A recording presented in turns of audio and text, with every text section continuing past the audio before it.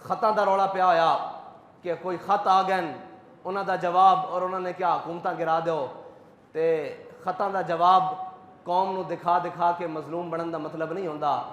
जदों काफिर ते दुश्मन खत लिखन ना तो फिर उन्हां खतां दा जवाब इस तरह होंदा जिस तरह हज़रत यूसुफ बिन ताशफीन ने दिता सी।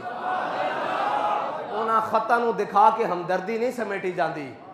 हज़रत यूसुफ बिन ताशफीन ने यह नहीं किया कि भाई देखो उसने ख़त में इतना लिख दिया है कि अगर आसमान के फरिश्ते भी तुम्हारे मदद के लिए उतर आएँ तो तुम मुझे शिकस्त नहीं दे सकते क्योंकि मैं इतनी बड़ी फ़ौज ला रहा हूँ। तो हज़रत यूसुफ बिन ताशफीन ने अपने वज़ीर मुशीर को कहा कि जनाब इसका जवाब लिखो।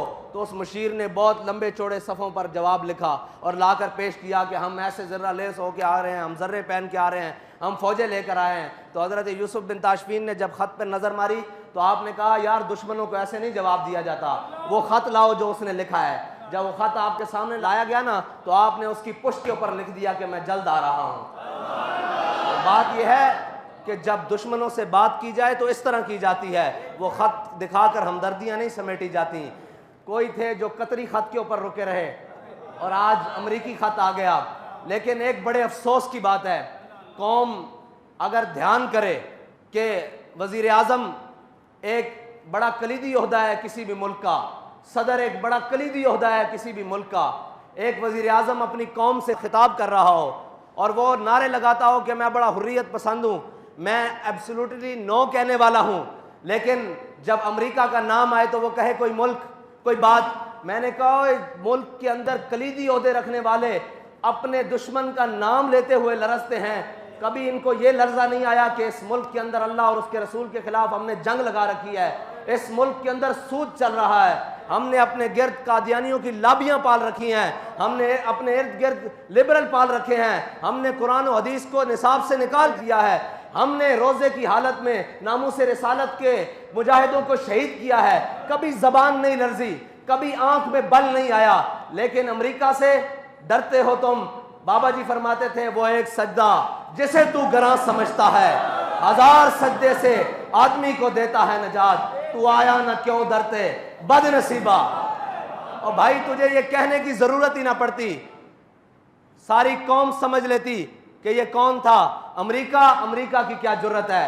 बाबा जी कहते थे इन ब्रैनर चूचों की क्या जरूरत है कि मोहम्मद अरबी के गुलामों के सामने। लेकिन बात यह है तुझे तो हुजूर की मोहब्बत की चाशनी मिली नहीं ना। अगर मिली होती तो अमरीकियों का नाम लेते हुए जबानें ना लरजती। मैं ये सोच रहा हूं कि नाम लेते हुए जबानें लरज रही हैं, तो अगर कहीं मैदान लग रहा तो इनकी तो टांगें कांपेगी। अगर उनको कोई बात कर सकता है तो वो कोई मौला कायनात का गुलाम कर सकता है।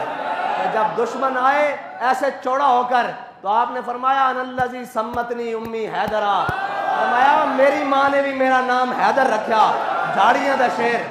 हुण तू अगर नामूसे रिसालत दे मुजाहिदां दे उत्ते गोलियां ना चलाइयां होंदियां और तू वो वक्त ना गवाया होंदा जिहड़ा रब ने तेनू बड़ा बेहतरीन वक्त दिता सी, और यही गल्लां उस वक्त खड़े होके कर दित्तियां होंदियां कि ओए असी सारा कुछ बर्दाश्त कर लवांगे, असी अमरीका ते फ्रांस नूं भी देख लवांगे, लेकिन अपने हबीब की इज्जत ते सौदा नहीं कर सकते।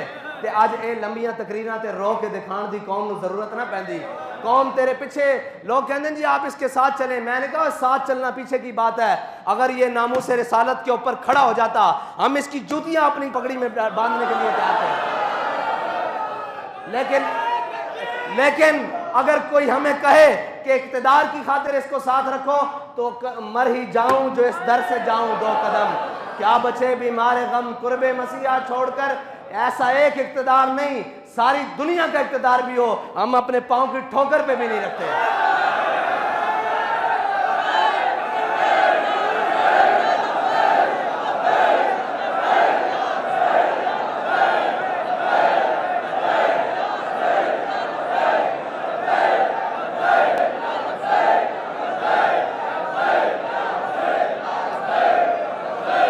लब्बैक लब्बैक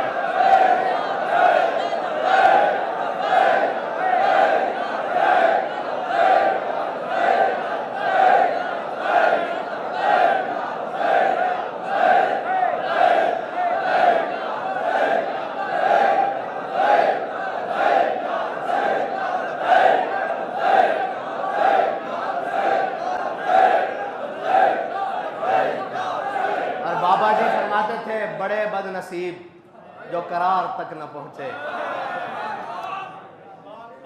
वो करार यही था कि तुम सारी यूरोपीय यूनियन को समेट के एक साइड पे रखते, अमेरिका को समेट के एक साइड पे रखते और वीटो पावर वाले सारे ममालिक को लपेट कर एक साइड पे रखते। वो कहते कि बस जी हम सारी बातों पर कंप्रोमाइज कर सकते हैं, अपने आका और मौला की नामूस के लिए अगर तुम बात कर देते बाखुदा ये दिन तुम्हें नहीं देखने पड़ते।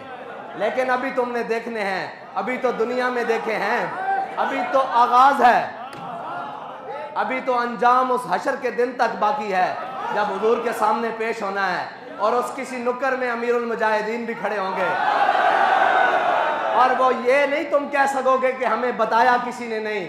भाई तुम्हें रोडों पर रोजे की हालत में खून में नहाकर भी बताया कि बाज आ जाओ हुजूर की नामूस पर पैरा दे लो।